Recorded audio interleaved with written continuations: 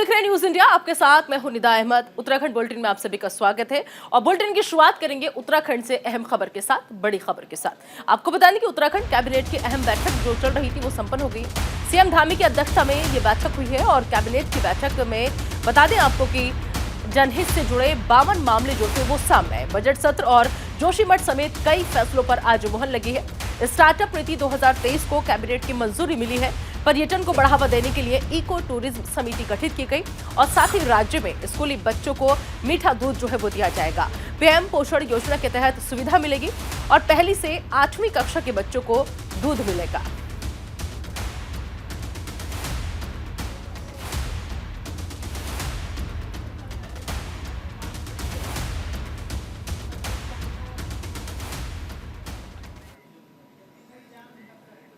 तो जो अहम बैठक चल रही थी वो संपन्न हो चुकी है, लेकिन इस अहम बैठक में कौन कौन से वो अहम मुद्दे रहे जो छाए रहे, या वो कौन कौन से अहम मुद्दे थे जिन पर सहमति जो है वो सरकार की बनी है, जिन पर सरकार ने मंजूरी दे दी। आइए जल्दी से ग्राफिक्स के जरिए आपको समझाने की कोशिश करते हैं। नकल रोधी कानून को कैबिनेट ने मंजूरी दे दी है, तो ये वो मुद्दे हैं जिन पर सहमति बनी है। इसके अलावा अगर हम अगले मुद्दे पर आते हैं तो अगला मुद्दा जो है वो है जमीनों के सर्किल में बढ़ोतरी जो है वो की गई है। तो एक बहुत बड़ा मुद्दा था जिसका इंतजार लगातार वहां की जो जनता थी वो कर रही थी। तो अब जमीनों के सर्किल में बढ़ोतरी कर दी गई है। स्टार्टअप की बात करें तो स्टार्टअप नीति 2023 को भी मंजूरी जो है वो मिल गई है। तो ये वो तमाम मुद्दे हैं जिनको आज कैबिनेट की बैठक के दौरान मंजूरी मिली है, इनको सहमति मिली है। इसके अलावा आपको बता दें कि मिलेट मिशन को भी मंजूरी जो है वो मिल गई है, क्योंकि मिलेट मिशन की स्वीकृति का मामला जो था वो भी अटका हुआ था लंबे वक्त से, लेकिन अब इसको भी मंजूरी जो है वो मिल गई है। और साथ ही साथ आपको बताएं कि उत्तराखंड में एसडीएम के 26 नए पद जो है उनको बढ़ाया गया है। मतलब अब उत्तराखंड को 26 नए एसडीएम और मिलेंगे। यहाँ पर 26 नए पद जो है उनको बढ़ा दिया गया है। खेल विकास निधि की अगर हम बात करें तो खेल विकास निधि के लिए बाकायदा समिति जो है वो गठित कर दी गई है। समिति का गठन कर दिया गया है खेल विकास निधि के लिए। इसके अलावा हम बताएं आपको, बच्चों को स्कूल में अब मीठा दूध जो है वो मिलेगा। बच्चों की तरफ सरकार ने सोचा है कि बच्चों को कैसे सेहतमंद किया जाए, लिहाजा बच्चों को स्कूल में मीठा दूध जो है वो सरकार प्रोवाइड कराएगी। इसके अलावा सिंचाई विभाग की बात कर ले अगर हम यहाँ पर, तो सिंचाई विभाग के चैनल निर्माण में एसटीपीआई पाइप जो है वो अब लगाई जाएगी। सिंचाई विभाग का चैनल निर्माण कहीं पर भी अगर हो रहा है तो वहां पर इस पाइप का इस्तेमाल किया जाएगा। नदियों के किनारे रहने वाले लोगों के लिए पुनर्वास नीति जो है वो बनेगी। तो जो लोग नदियों के किनारे रहते हैं उनके लिए भी ये राहत की खबर आई है आज कैबिनेट की बैठक के बाद। इसके अलावा 4 व्हीलर के साथ 2 पहिया एम्बुलेंस जो है वो भी अब चलेंगी राज्य के अंदर। उत्तराखंड के अंदर 4 व्हीलर के साथ साथ अब 2 पहिया एम्बुलेंस की सुविधा जो है वो उत्तराखंड वासियों को मिलेगी। इसके अलावा पर्वतारोहियों के लिए आपको बताएं कि ऑनलाइन परमिशन जो है वो अब वो ले सकेंगे। ऑनलाइन आप अप्लाई कर सकते हैं, ऑनलाइन अप्लाई करके अब आप परमिशन ले सकते हैं। इसके अलावा हर की पौड़ी की बात करें तो हर की पौड़ी का कॉरिडोर महाकाल उज्जैन की तरह विकसित होगा। तो उज्जैन की तर्ज पर अब हर की पौड़ी का जो कॉरिडोर महाकाल है वो उसको विकसित किया जाएगा। इसके अलावा परिवहन विभाग 30 करोड़ की लागत से 100 बसें जो है वो खरीदने जा रहा है। इस प्रस्ताव पर आज मुहर लगी है कि परिवहन विभाग 30 करोड़ की लागत से अब 100 बसों में को लेकर के और इजाफा करेगा। तो सितारगंज चीनी मिल को 30 साल के लिए लीज पर दिया जाएगा। तो सितारगंज का जो चीनी मिल है उसको अब 30 साल के लिए लीज पर सरकार देने की तैयारी कर रही है। युवा कल्याण विभाग की नीति के संशोधन को मंजूरी मिल गई है। युवा कल्याण विभाग की तरफ से लगातार किस नीति में संशोधन किया जाए, लेकिन आज संशोधन को मंजूरी मिल गई है। इसके अलावा हाई एल्टीट्यूड खेलों के लिए बता दें आपको ट्रेनिंग शिविर जो है वो आयोजित किए जाएंगे। बाकायदा जो खिलाड़ी हैं उनको ट्रेन किया जाएगा। इसके जरिए शिविर का आयोजन किया जाएगा, शिविर लगाए जाएंगे, उसमें उनको ट्रेन किया जाएगा। व्यावसायिक भवनों को लेकर 5 स्लैब जो है वो बनाए गए हैं। तो आज जोशीमठ आपदा के लिए पुनर्वास नीति से जुड़ी हुई ये अहम खबर है, क्योंकि कई चीजें थी, कई मुद्दे थे जिनको लेकर के आपको बता दें कि आज कई फैसले हुए। उसी हिसाब से अब सरकार जो है वो भूमि का मुआवजा देगी। तो जोशीमठ आपदा के बाद सबकी नजर थी कैबिनेट जब की बैठक होगी तो क्या होगा। अगर जमीन और घर प्रभावित तो फिर पूरा मुआवजा दिया जाएगा। किसी की जमीन ऐसी है जो अब उसके यूज के लायक नहीं रही, घर पूरी तरह से उसका बर्बाद हो चुका है, तो उनको पूरा मुआवजा मिलेगा। भूमि का मुआवजा लेने के साथ ही 75 वर्ग मीटर जमीन जो है वो भी आप ले सकते हैं। ये भी एक प्रावधान इस प्रस्ताव में रखा गया है। साथ ही साथ आपको हम बता दें कि अगर इससे ज्यादा जमीन है तो फिर बाकी का जो मुआवजा जो है वो दिया जाएगा।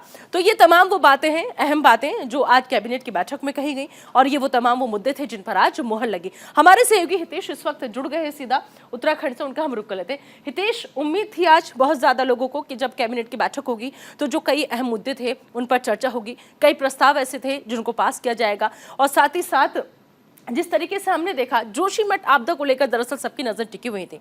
सरकार ने एक अच्छा फैसला लिया, उसके तहत अब जो जमीन थी, जमीन के हिसाब से घर अगर प्रभावित हुआ है, जमीन प्रभावित हुई है तो पूरा मुआवजा दिया जाएगा। अब इस कैबिनेट के फैसले के बाद जो उत्तराखंड की जनता है वो संतुष्ट नजर आ रही है।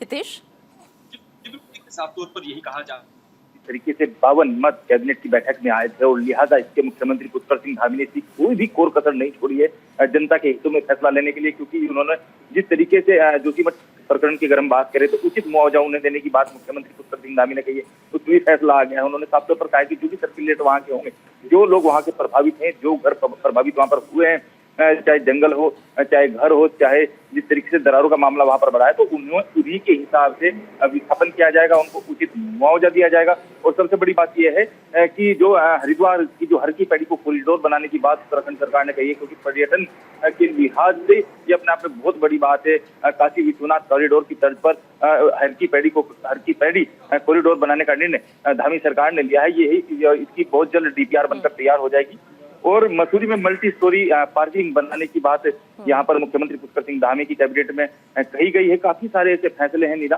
कि जिनको लेकर काफी सारे लोगों की उम्मीदें थी कि जो कैबिनेट है, कैबिनेट की पर सभी लोगों की नजर भी टिकी हुई थी और जिस तरीके से आदेश लाने का काम मुख्यमंत्री पुष्कर सिंह धामी ने किया है, तो कहीं ना कहीं ये सब चीजें ऐसी है कि आने वाले समय में अगर कोई भी मिलाकर के हितेश यहाँ पर कहा जा सकता है कि इस बार जो सरकार ने फैसले लिए हैं वो सीधा सीधा जनता के हितों को ध्यान में रखकर लिए हैं।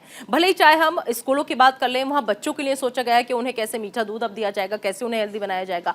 पार्किंग की समस्या कैसी उत्तराखंड में जो बहुत ज्यादा है, जिससे हमेशा अगर बाहर से भी लोग जाते हैं उनको भी दो चार होना पड़ता है। इसके अलावा अगर हम बात कर लें कि हर की पौड़ी को जिस तरीके से पूरा उसकी सौंदर्यीकरण की बात हो रही है, पर्यटन को बढ़ावा मिलेगा, तो कहीं ना कहीं वो तमाम मुद्दे हैं जो सीधा जनता से कनेक्ट करते हैं। मतलब जनता की नब्ज को अब न सिर्फ टटोला सरकार ने बल्कि उस पर खरा उतरने की भी कोशिश की गई है। हितेश जी बिल्कुल, इधर देखिए जिस तरीके से पिछले 2 महीने से सरकार की घेराबंदी चल रही थी, विपक्ष लगातार सत्ता पर हमले कर रहा था, लेकिन जिस तरीके से यही देखा जा सकता है कि मुख्यमंत्री पुष्कर सिंह धामी की कार्य कुशलता और उनकी जो रणनीति है वो वास्तव में काबिले तारीफ है। 52 मामलों पर फैसला लेना, निर्णय लेना अपने आप में बहुत बड़ी बात हो जाती है, क्योंकि उन्होंने जिस तरीके से विकलांग बच्चों के लिए जमीन देने की बात कही है या फिर उन्होंने कारखानों की बात कही है, कई ऐसी चीजें हैं जिनको लेकर मुख्यमंत्री पुष्कर सिंह धामी ने अहम फैसले लिए हैं। सबसे बड़ी बात यही होगी क्योंकि पर्यटन के लिहाज से उत्तराखंड अब राज्य माना जाता है और हर की पैड़ी हरिद्वार, क्योंकि हमेशा से यहाँ पर देश दुनिया से श्रद्धालु हरिद्वार का रुख करते हैं और यहाँ पर कॉरिडोर बनाने की जो बात कही है ये अपने आप में सबसे बड़ी बात है। जी बिल्कुल हितेश, आप हमारे साथ बने रहिए। तो आज जिन जिन बातों पर मोहर लगी है वो सीधा जनता से जुड़े हुए मुद्दे हैं। चलिए बता दें आपको कि उत्तराखंड में एक और अहम खबर आ रही है सामने। अब उत्तराखंड में जमीन खरीदना महंगा हुआ है क्योंकि जमीनों के सर्किल रेट जो है वो 33.6% बढ़ गए हैं। 3 साल बाद 33% बढ़े हैं सर्किल रेट और प्रदेश में नए सर्किल रेट जो है वो आज से ही लागू हो गए हैं। नैनीताल की अगर हम माल रोड की बात करें तो वो सबसे महंगी है। सर्किल रेट बढ़ने से सरकार को 1700 करोड़ राजस्व मिलेगा। स्थापना से लेकर अब तक का सर्किल रेट जो है वो 20 गुना बढ़ गया है। तो प्रदेश में अब नए सर्किल रेट जो है वो आज से लागू हो गए हैं। पिछले 3 साल से यहाँ पर सर्किल रेट जो थे वो नहीं बढ़े थे, लेकिन खासतौर पर नैनीताल की माल रोड जो है वो सबसे महंगी यहाँ पर मानी जाती है क्योंकि वो एक गढ़ है नैनीताल का। कोई भी अगर पर्यटक बाहर से जाते हैं, कोई भी अगर टूरिस्ट बाहर से जाते हैं, वो माल रोड जरूर घूमते हैं। हितेश लगातार हमारे साथ जुड़े हुए हैं, हितेश का हम रुख करेंगे।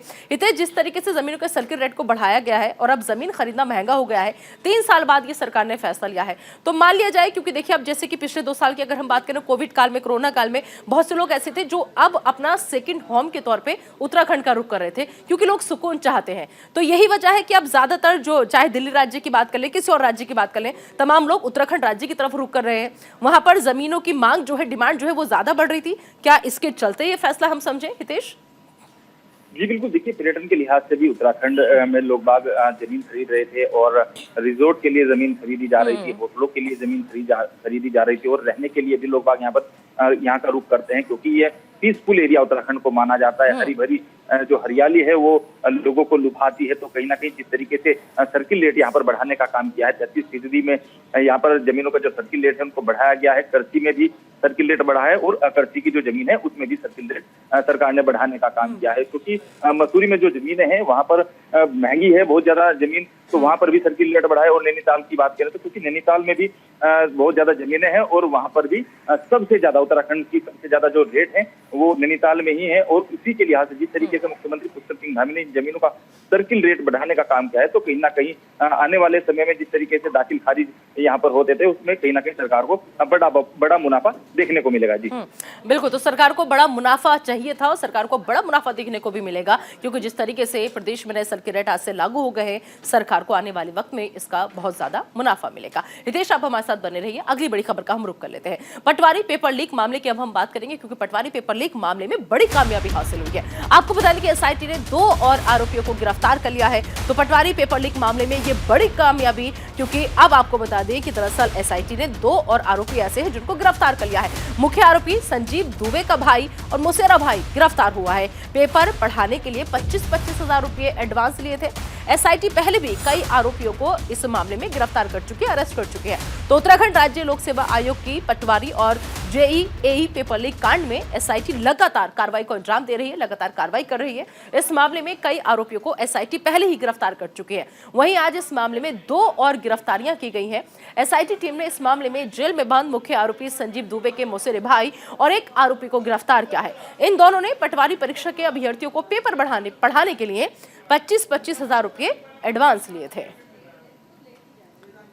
इस खबर पर ज्यादा बातचीत के लिए संजय लगातार हमारे साथ बने हुए हैं। संजय का हम रुख कर लेते हैं। संजय पुंडीर हमारे साथ हैं। संजय, जिस तरीके से लगातार एसआईटी की टीम जो है एक के बाद एक बड़ी कामयाबी हासिल कर रही है, तो उम्मीद करें कि आने वाले वक्त में जो भी आरोपी है कम से कम, या फिर जो भी लोग अब ऐसा करने की सोच रहे हैं, उन्हें एक मैसेज जाएगा कि अगर आपने कुछ भी गलत किया इस तरीके से तो उसका अंजाम आपको भुगतना पड़ेगा।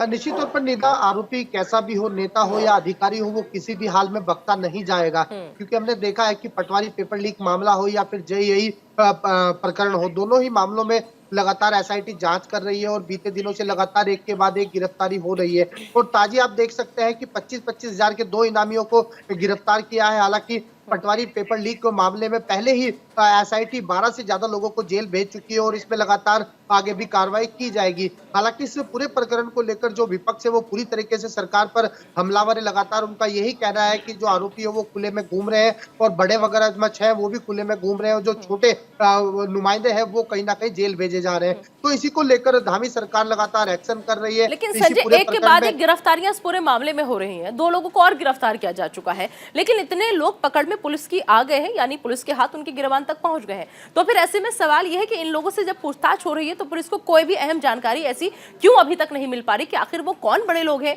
जिनका हाथ इनके सर पर है? देखिए, पूरे प्रकरण को लेकर धामी सरकार ने पहले ही कह दिया है कि अधिकारी हो या नेता हो किसी भी हाल में बख्शा नहीं जाएगा। क्योंकि हमने देखा है कि जो अभ्यर्थी इसमें शामिल थे उनसे भी लगातार पूछताछ की जा रही है। हालांकि यही वजह है कि अब लगातार बार एक के बाद एक गिरफ्तारी की जा रही है और पुलिस जल्दी उन चेहरों तक भी होगी जो बड़े नुमाइंदे इस पूरे प्रकरण के पीछे है। क्योंकि हम देख रहे हैं कि एसआईटी लगातार इसमें कार्रवाई कर रही है। हालांकि लगातार एक के बाद एक गिरफ्तारी भी की जा रही है। निदा, बिल्कुल ठीक है संजय, बहुत बहुत शुक्रिया इस तमाम जानकारी के लिए आपका। तो एसआईटी ने 2 और आरोपियों को इस मामले में गिरफ्तार किया है।